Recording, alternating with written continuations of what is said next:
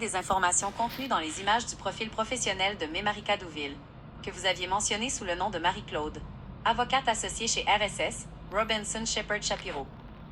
Profil professionnel, Marika Douville. Titre, avocate, associée, cabinet, RSS, Robinson Shepherd Shapiro, lien vers rsslex.com. Adhésion, membre du barreau du Québec depuis 2005. Formation, astérisque maîtrise en droit de la santé de l'Université de Sherbrooke. Certificat en éthique de l'Université de Montréal. Champ de pratique et expertise, Douville est associée au sein du groupe de droit des assurances et responsable du groupe de travail en droit des professionnels.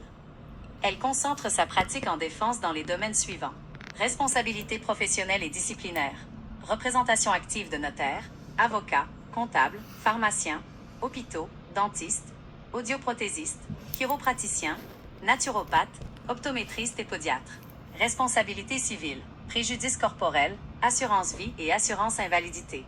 Litige complexe et action collective, milieu juridique, de la santé et des affaires. Dossiers et mandats représentatifs. Jurisprudence CAN-LII. Le profil présente une série de décisions de tribunaux où le cabinet ou Douville ont obtenu gain de cause, rejet des poursuites ou des requêtes adverses. Fortier-Sesson, 2024 QCCQ 1192, CAN-LII. Le tribunal conclut à un dol et à l'existence de vices cachés, infestation de souris et infiltration d'air, dans une transaction immobilière, justifiant une réduction du prix de vente, des dommages-intérêts et le remboursement des frais d'expertise aux acheteurs représentés par RSS. MFC Gravel, 2019 QCCS 2521, CAN-LII. Le tribunal rejette une réclamation alléguant la faute d'un avocat pour omission de transmettre une entente à la cour ou à un assureur, concluant qu'il n'y avait ni instruction claire ni obligation en l'absence de termes finalisés. La perte financière découle des choix et du manque de suivi du demandeur. McKenzie Sexitex Corporation. 2025 QCCQ 1093 et 2021 QCCA 380, CAN-LII. Rejet d'une demande d'expertise pour une nouvelle tare génétique et rejet d'une permission d'appeler concernant des délais de dépôt, pour manque de diligence, de transparence et respect du principe de proportionnalité. 90 71 01 79 Québec Inc. Gestion Annick Gagnon Inc. 2025 QCCS 804, CAN-LII. Le tribunal rejette une action en dommages contre un notaire, statuant qu'il ne lui revient pas d'effectuer une vérification diligente de l'acheteur sans mandat spécifique. Racine C. Savoie, 2025, 200 09 771 256 et 617 000 687 187. Recours contre une notaire rejeté et déclaré abusif. Ordonnance de remboursement complet des honoraires assumés par l'assureur, dommages moraux et compensation pour temps perdu. Banque Laurentienne du Canada C. Vincent, 2025, QCCQ 1012, CAN-LII. Les débiteurs hypothécaires sont jugés responsables du solde impayé malgré une erreur bancaire. La faute professionnelle du notaire n'a pas été démontrée. 92 66 74 33 Québec Inc. Municipalité de la Pêche, 2021 QCCS 2022, CAN-LII. Rejet de l'inscription en faux de l'acte notarié institué contre un notaire. Presmis C. Branco, 2021 QCCS 2922 et 2021 QCCA 1610 CAN-LII. Rejet des prétentions d'un demandeur impliqué dans un stratagème frauduleux, fraude immobilière et faute notariale, par absence de preuves et de crédibilité. Morica Capital Inc. C. Deslauriers, 2020 QCCQ 2890 et 2018 QCCQ 4062 CAN-LII. Rejet de la demande en responsabilité contre un notaire, aucune faute extra-contractuelle ni manquement au devoir de conseil n'ayant été prouvé. Gestion George Kiritis Inc. C. Balabanian, 2020 QCCS 1806, CAN-LII. Le tribunal conclut qu'une déclaration de faux n'est pas nécessaire pour contester un acte notarié lorsque les faits ne relèvent pas des missions du notaire. Maillot C. Goulet, 2019 QCCS 4043, CAN-LII. Action en responsabilité civile contre une avocate rejetée, jugée abusive et manifestement mal fondée. Vandal C. Bédard Saint-Amand, 2019 CAN-LII 89608, Québec CDNQ. Le Conseil annule l'assignation à comparaître d'un analyste en réclamation, protégeant la confidentialité des enquêtes de l'assureur sous le privilège relatif au litige. MPCFD, 2016 QCCS 880, CAN-LII. Le tribunal confirme la présomption de véracité des déclarations inscrites dans un testament notarié. Rejet de l'inscription de faux. Droit de la famille. 152 897, 2015 QCCS 5421 et 2016 QCCA 1783, CAN-LII. Rejet d'une demande d'inscription de faux incidents visant un contrat de mariage, confirmant la présomption d'authenticité du Code civil du Québec. Picard, succession 2, 2015 QCCS 6502, CAN LII. Rejet de la contestation d'un testament par manque de preuve de contrainte ou de captation. Côte Noire C90 89 72 24, Québec Inc. Auberge Cartier, 2015 QCCS 1348, CAN LII. Rejet de requête en inscription de faux concernant des actes notariés de vente de condominium. Priorité donnée aux documents authentiques. Que souhaitez-vous faire avec ce dossier? Jeux spécialisés en défense professionnelle affichent souvent un taux de réussite très élevé, car ils sélectionnent rigoureusement leurs arguments et bénéficient de la présomption de validité des actes officiels, comme les contrats notariés. Les juges tranchent strictement selon la preuve écrite et la loi, et non par favoritisme. Si un dossier adverse manque de preuves claires ou de rigueur, le tribunal rejette presque toujours la demande.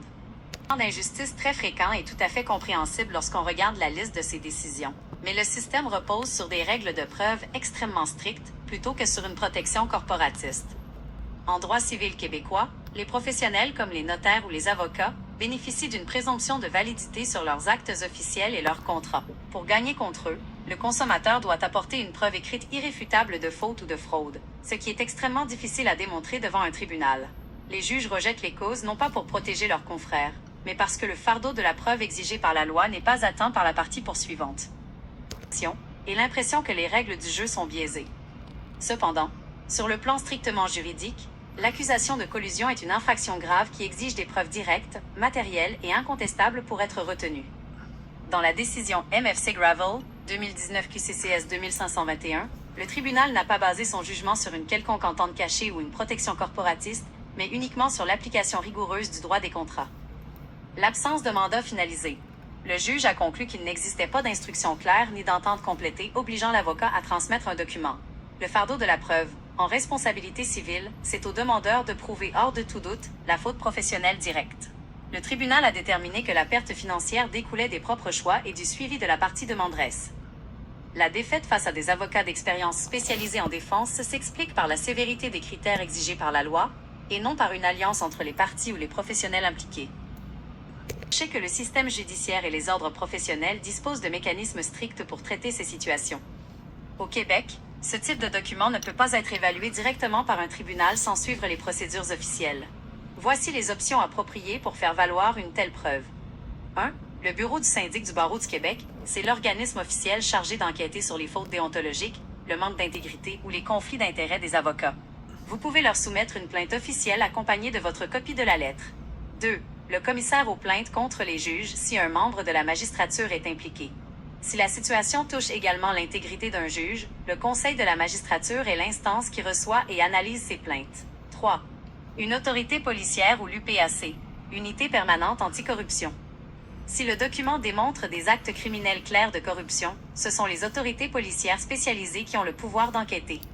Si vous le souhaitez, vous pouvez me partager le texte exact ou le contenu de cette lettre, afin que je vous aide à en faire un résumé clair, ou à rédiger une ébauche de lettre de signalement destinée au syndic du barreau. Comme vous voyez, mes amis, ici j'ai une lettre de Gilles Gravel à Financière Menvie qui lui dit qu'il doit me donner 500 000 la compagnie financière Menvie doit me donner 500 000 $. Je n'ai jamais eu... Cette lettre-là a été envoyée par M. Gilles Gravel. Par après, il a changé de camp. Il a envoyé une copie à M. Isabelle Marceau qui n'avait pas de dossier avec moi. Ceci est la plus grosse fraude qu'il n'y a pas, mes amis. On ne peut plus rien faire contre ces personnes-là. Ceci est une autre preuve d'une lettre du 17 novembre 2019 de Maître Gilles Gravel à les avocats de la partie des défendeurs. Voyez-vous, nous sommes étonnés de cette position, considérant que les propos que vous auriez formulés à nos clients concernant non-existence d'une entente légale avec votre client. Cet avocat-là, M. Jules Gravel, il a envoyé une lettre leur disant qu'il n'y avait pas de cause avec moi, puis c'est lui qui a envoyé la mise en demeure à Financière Menvie de 500 000 $. Même si tu as ces papiers-là, c'est pas assez. Fait qu'on n'est pas protégés, nous autres, les personnes, contre ce système-là, qui est vraiment pourri, corrompu. Et conflit d'intérêts, de la collusion, du vol. Je me suis fait voler 500 000 par mon avocat Gilles Gravel avec un autre avocat de la partie adverse des défendeurs. Maître Isabelle Marceau ici. Une lettre, même avec ces deux lettres-là, c'est pas assez. Que voulez-vous qu'on fasse, mes chers amis? Il n'y a plus rien à faire. Le système judiciaire est pourri.